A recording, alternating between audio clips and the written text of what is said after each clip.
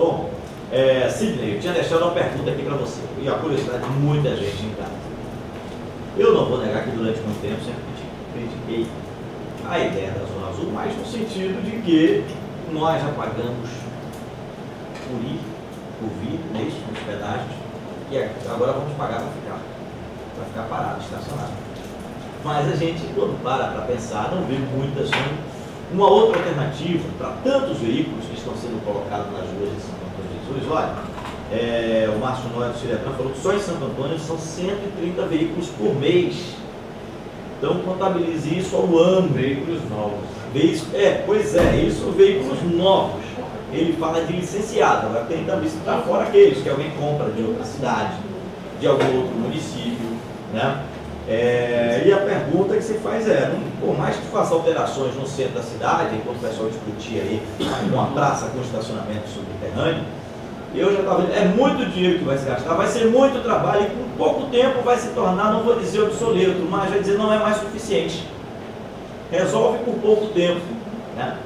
Mas o fato é que a Zona Azul, muita gente que criticava, agora já torce para que ela aconteça. Até porque a gente observa que tem muita gente, vocês mesmos, acho que o Sidney já viu isso, em bloco, a gente observa proprietário de loja que faz questão de levar o seu veículo, e às vezes até o veículo da esposa, e deixa na frente do estabelecimento dele. A vaga dele ali é garantida, mas ele não, veja só a falta de inteligência, que o cliente roda e quer parar na frente da loja dele, e ele mesmo não deixa. Né? Mas com a Zona Azul, não sei se ele vai estar disposto ali a pagar todos os dias, vai ficar o dia inteiro com o carro ali na frente. Mas quando é que vem esta Zona Azul? Se não é possível a gente falar em prazo, pelos trâmites, né? Pelo que já tem de pronto, de planejado, de elaborado?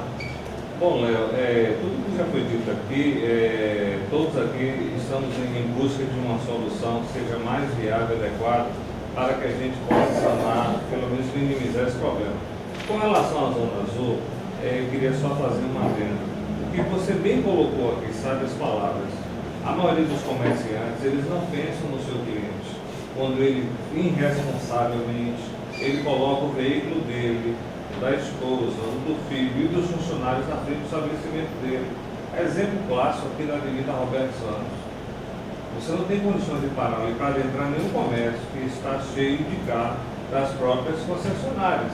E o cidadão que quer resolver parar ali, vai parar no meio da via para comprar, então ele vai aquele que ser multado ou causar um acidente, então ele vai procurar um local mais adequado. Os que estão atentos para isso estão ganhando mais dinheiro do que os demais. Mas voltando para a Zona Azul, todo o trabalho que ficou de ser desenvolvido por parte da SMPT, principalmente o projeto, o número de vagas em parceria, inclusive com a Secretaria de Infraestrutura, já foi entregue aos procuradores do município, que estão confeccionando o edital. Inclusive, já fizemos até uma das partes legais para que isso possa acontecer, que foi a audiência pública, que inclusive não contou com boa parte nem dos comerciantes e nem da sociedade. A presença lá, que poderia, inclusive, a ideia da audiência pública é estar capitaneando, inclusive, ideias, que às vezes aquele cidadão que compra tanto, às vezes só ligando para o rádio, ele tem uma ideia que pode estar aqui dirigindo todas as nossas dúvidas. E a gente pode estar encontrando soluções. A participação popular é muito importante, mas eu gostaria, em outra oportunidade, tentei manter contato aqui com os nossos procuradores, não obtive êxito, mas a gente pode estar passando essa informação, que é interesse, inclusive, dessa administração, tanto que foi feito o projeto, que é a audiência pública, para a implantação da Zona Azul. Mas volto a dizer, a Zona Azul vai disciplinar a questão dos veículos que hoje trafegam em Santo Antônio de Jesus, seja veículos automotores, motos, caminhões e bicicletas, mas com o volume de veículos que estão sendo adquiridos hoje, principalmente com a redução do IPI. Nada contra a isso. Mas não há uma política do governo com relação à frota. Só se tem que colocar carro na rua. Interessante, lógico, é para movimentar a economia, é para vender, tudo bem. Mas, pelo menos, alguma mudança, alguma alteração, alguém já deveria ter previsto, né? Como é que no nosso país você vende um veículo a quem não está habilitado para conduzi-lo? Eu fico impressionado. Não se exige habilitação. Como assim, as leis do nosso país, muita gente fala que o Major Jackson, que convive bastante com essa situação aí também de trânsito, de acidentes, né? Nós que convivemos aí, ontem nós tivemos esse acidente, né? Falha também na fiscalização, mas o transporte clandestino aí, à torta e à direita, muito embora acidente aconteça com transportes legalizados também, mas como é que no nosso país muita gente diz que o carro é uma arma, de alguma forma ele destrói vidas, ele pode causar um acidente, e aí você vende, né? Para vender uma arma você exige o porte, mas para vender um carro, não, qualquer pessoa pode comprar uma moto, né? Você deve conviver, Sidney, com as blitz que vocês fazem, o Major Jacques pode falar em seguida, da quantidade de motos, não só as cinquentinhas, mas muita gente com a moto, é o proprietário e não tem habilitação. Léo, a cada 10 veículos abordados, cerca de 6 o condutor não possui habilitação. Mas isso você fala em moto, na sua maioria, ou em linhas gerais, em linhas gerais. Agora a moto é mais frequente. Em moto é mais frequente. É mais frequente. O pessoal compra pensando, eu não vou viajar, vou ficar aqui no centro, né? Brincam. Infelizmente, as leis não são severas, elas são brandas. E então, há uma sensação de impunidade das pessoas, não há um controle de frotas, como eu estava falando aqui. Então, só se pensa hoje, a política é só colocar mais carros. Mas vai chegar um momento que é o colapso. Está acontecendo hoje nas grandes metrópoles. O colapso. Por quê? Imagine só nesse final de semana foram mais 6% de veículos na frota. Todos utilizando os mesmos espaços que a gente utiliza aqui. De manhã, meio-dia e à noite. 6% a mais significa dizer que vão ter mais pessoas disputando o mesmo espaço que a gente disputa. Então, há necessidade urgente de uma política para rever a questão da frota no nosso Brasil. Se isso não acontecer, vai chegar um momento que todo mundo vai ter carro realmente, mas não vai poder ir para a rua. Muito bem. Major Jackson, nós estamos vendo aí, quer dizer, vocês estão lidando com um problema que é o trânsito, cada vez mais crescente. O governo, por outro lado, a política dele é para aumentar então esse problema, né? Quanto mais empurrar mais carro aí para a população, é bom, ascensão social mas o Sidney alertou aí para uma situação. Não há uma preocupação em relação a, por exemplo, a questão dos rodízios, que muita gente já está estudando, né? Nós não temos como a não ser construir. As novas vias, tudo bem, tem que ser mais largas, mas as que estão não tem como alargar. Hoje a questão da mobilidade urbana é uma coisa séria, né? Discute amplamente. Por exemplo, no Japão, o carro, quando completa 10 anos, o governo dá incentivo para recolher aquele carro e ele ser desmanchado, e não ele ser moeda de troca. O Brasil devia evoluir para esse tipo de coisa, né? O outro lado é a questão legal do condutor, né? Que às vezes não tem nem conhecimento que dirigir sem habilitação é crime, né? Crime de trânsito. E o cara pode responder por aquilo. Né? E aqui em Santo Antônio de Jesus, depois das operações que nós estamos fazendo, a Atalaia e a intensificação, nós temos coibido isso bastante, entendeu? Principalmente o condutor de moto. Por exemplo, o cara presta serviço, tem até mototáxi que não tem habilitação. Que é um absurdo, o cara está prestando um serviço. Deveria estar ali tudo em dia, tudo legal. Infelizmente, até o mototaxista aqui não usa habilitação. Quer dizer, é a função dele, né? Ele disse que eu sou mototaxista, mas ele não é habilitado para aquilo ali. Aí cabe a parte também do município, viu, Sidney? Major Jacques, existe uma série de requisitos para um cidadão em Santo Antônio de Jesus se tornar mototaxista. Acontece que existem os clandestinos, aí é diferenciado. Aquele que é credenciado, ele passa por uma série de requisitos que são verdadeiramente para diferenciar o profissional do leviano, né? E ele faz parte de um cadastro que pode ser acessado por qualquer cidadão em qualquer parte do mundo. Está na internet. Então ele recebe um crachá, a moto dele inclusive é vistoriada para só aí então ele ir para a rua legalmente falando. Agora aqueles que fazem o serviço clandestino, infelizmente, a Blitz, inclusive em parceria com a Polícia Militar, a gente tem feito um trabalho ostensivo, mas a clandestinidade existe não só no mototáxi, como em outras categorias. Não queremos aqui abonar, mas a categoria tem um grande avanço hoje em Santo Antônio de Jesus, porque eram marginalizados, inclusive, quando acontecia aqui os assaltos e furtos, eram denominados mototáxis. Por isso que houve o surgimento da padronização. Só para ressaltar que o verdadeiro mototáxi, ele inclusive tem um crachá.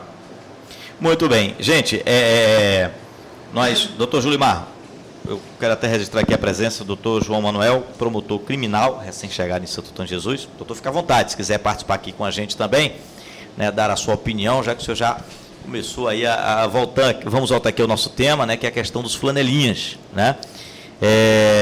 Doutor Julimar, o senhor acredita que tem como a polícia, independente da ação, de uma queixa, de um registro de queixa da vítima, a polícia, seja a civil, a militar, né, as autoridades de alguma forma já fazerem alguma coisa? A gente sabe que o problema existe com base nas denúncias, pelo menos anônimas, ou pelo menos na vivência que nós temos, né?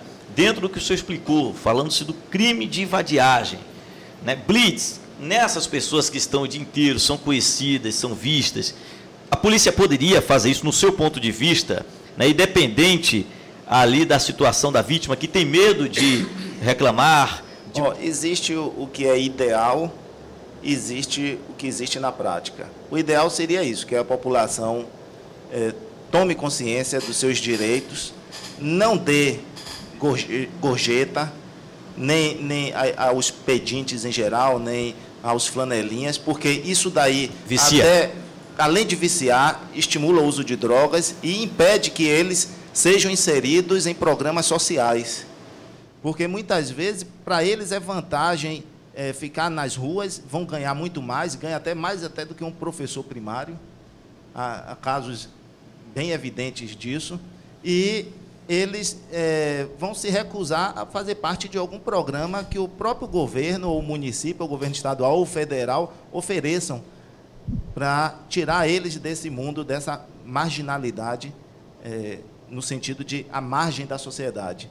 Então, a despeito do ideal ser isso, eu acredito que a Polícia Militar, vendo uma situação em que, por exemplo, a mulher está sendo abordada e que um elemento está ali visivelmente ameaçando ou com atitude ostensiva, exigindo, ele pode abordar, ver se aquele elemento está armado, ver se está usando drogas, o que é que ele está fazendo ali. Então, pelo menos o grosso ele pode tirar dali. Ele pode fazer, e só nessa abordagem aí, ele já vai fazer uma triagem de vários elementos que podem estar até com mandado de prisão em aberto na justiça. Gente, deixa eu citar o caso aqui, a gente está falando muito dessa situação que nós convivemos no nosso dia a dia, que é o mais frequente, que é na Praça Padre Mateus. Agora, em eventos públicos, um ouvinte ligou essa semana para a rádio para relatar um caso que aconteceu no ano passado, onde o pessoal chegou em frente a um local de uma festa, a pedir R$20 para tomar conta de um carro, a pessoa deu R$10, disse que só ia dar 10, né? O pessoal chegou até a brincar, dizendo que era estudante, ia pagar metade, mas não teve conversa. A pessoa pegou os R$10, né, o guardador de carro ali pegou os R$10, rasgou, jogou no chão, e o pessoal começou a discutir, e de repente, nessa discussão, o guardador de carro puxou uma arma de fabricação caseira e disparou. Só que eu não sei o termo correto, parece que a arma picotou, não sei. Sim, picotou. E aí não atingiu ninguém, Deu mas neve, olha só. E a gente observa tudo isso com a polícia, eu não sei se compete também a Polícia Rodoviária Federal, mas está ali perto de tudo, vendo tudo, fiscalizando, ordenando apenas o trânsito. Então, nesses locais que a gente sabe que isso é muito mais frequente, né, a nossa pergunta é, será que não poderia ter uma equipe da Prefeitura e também da polícia, já que é um caso que nós sabemos, Major Jackson, a polícia fazer o seu trabalho ali preventivo, fazer uma blitz nesses locais? Poderia usar, eu acredito, só para finalizar nesse momento a minha participação, eu acredito que a Polícia Militar pode tomar essa iniciativa, mas será melhor ainda se ela tiver o auxílio de outros órgãos, como a própria Prefeitura, etc. Mas se tem um elemento lá loteando a rua, botando um piquete, botando uma fita, loteando e cobrando com um ticket na mão, cobrando R$20 para estacionar o veículo, isso daí já é um indício de extorsão, que ele está com um documento, uma comprovação ali, que ele está exigindo aquele dinheiro, que é uma via pública que ninguém é obrigado a pagar para ficar em uma via pública. E se a gente não fizer nada agora, nesse momento, pode-se chegar ao absurdo de alguém chegar em uma praça pública e dizer, olha, eu estou tomando conta desse banco aqui. Se você quiser sentar, me pague R$1 aqui, me pague R$2 para você poder sentar nesse banco, porque eu estou tomando conta do banco. Então, eu tomar Inclusive, conta. eu vou ficar de olho para ninguém mexer com você. Então vai chegar um absurdo desse. Então não se pode conceber e admitir uma situação desse nível. Então, vendo a polícia militar uma situação grave de um indivíduo que está lá abordando uma pessoa, me deu dinheiro, tome aqui o ticket, você tem que me pagar tal. A polícia militar pode sim atuar. Eu sei que tem muitas atribuições da polícia militar, respeito muito a instituição, porque é muito atuante. Mas a polícia militar pode fazer isso. Claro que o ideal é que a população participe, denuncie, que a prefeitura também participe. Agora, eu ressalto que a Zona Azul não é solução para tudo. Porque quando tiver uma festa, um evento, não vai ter Zona Azul. Então, vai existir lá esses elementos dizendo que estão guardando o carro, que muitos deles têm emprego de dia e de noite querem fazer um bico a mais, lesando a população e praticando todos esses crimes que nós já enumeramos aqui. Muito bem. Sidney, rapidamente, na Zona Azul, sei que você começou a falar disso no começo do programa, né? Mas só para a gente destacar, dentro do que Jacó colocou, vocês vão aproveitar ou tentar aproveitar o pessoal que já está nas ruas fazendo esse trabalho? Olha só, desde que a gente começou a estudar o assunto da Zona Azul, as experiências de outros municípios é que esse pessoal que tinha uma vida tranquila e uma ficha limpa, melhor dizendo, foram aproveitados, foram capacitados e foram aproveitados, até porque ninguém melhor do que eles para conhecer a área. Então, a experiência mostra que dá sim para aproveitar, e um exemplo clássico é em Anápolis, Goiás, onde a empresa vencedora da exploração da Zona Azul utiliza menores lá com a supervisão de maiores, claro, mas utiliza menores como primeiro emprego. A opção do primeiro emprego a partir de 14 anos. Então, várias experiências já foram explanadas e podem estar acontecendo em Santo Antônio de Jesus. Agora, há necessidade, sim, de que essas pessoas tenham um perfil para que verdadeiramente possam estar ali tomando conta do seu veículo. Porque, do contrário, a gente vai estar só mudando o que está ali, maquiando o problema que existe. Muito bem. Doutor João Manuel, sua saudação aqui no nosso programa. O senhor está em Santo Antônio há quanto tempo? Agradeço a saudação, boa noite a todos, né? Desculpem aqui, cheguei um pouquinho atrasado já no meio da conversa, mas estava resolvendo os problemas particulares. Bom, cheguei aqui na cidade e assumi de fato as funções aqui como promotor criminal e da parte de propriedade administrativa na segunda-feira passada.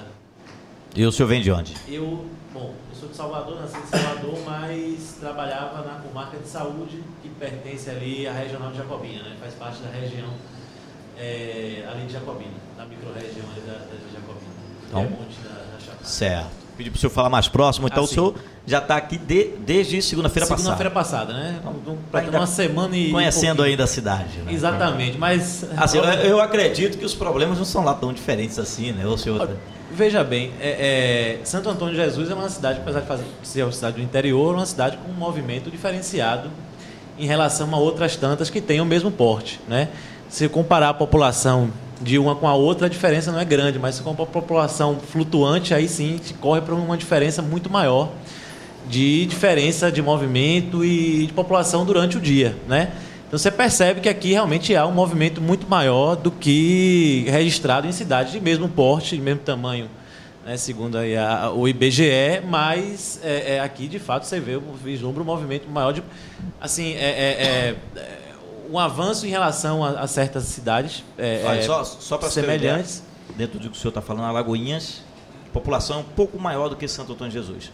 Mas a frota de veículos de Santo Antônio de Jesus é maior do que a de lá. E isso não conta, quando se fala da frota que está ali no IBGE, na quantidade de vizinhos e representantes que ficam aqui a semana inteira e não são contabilizados nessa frota, né? Exatamente, e devem ser, de fato, tem que ser considerados. Aí que realmente você vislumbra em Santo Antônio não só as vantagens que tem uma cidade de um porte maior, como alguns problemas que são inerentes a cidades de portes um pouco maiores do que seria aquela do porte de Santo Antônio, né? Então é o progresso que vem para as boas coisas, né? Para um movimento de economia e tudo, mas que acarreta também uma série de problemas que são inerentes às cidades com uma população, por exemplo, Alagoinhas, você citou o exemplo de Alagoinhas são 130 mil habitantes, né? E conheço Alagoinhas, a família da região para cima um pouco, mas sempre passei para Alagoinhas, e a diferença de movimento embora em prol de Santo Antônio, é significativamente maior, embora seja uma cidade com uma população registrada pelo IBGE, cerca de 30 mil pessoas a menos aí, mas tem a população flutuante, que realmente é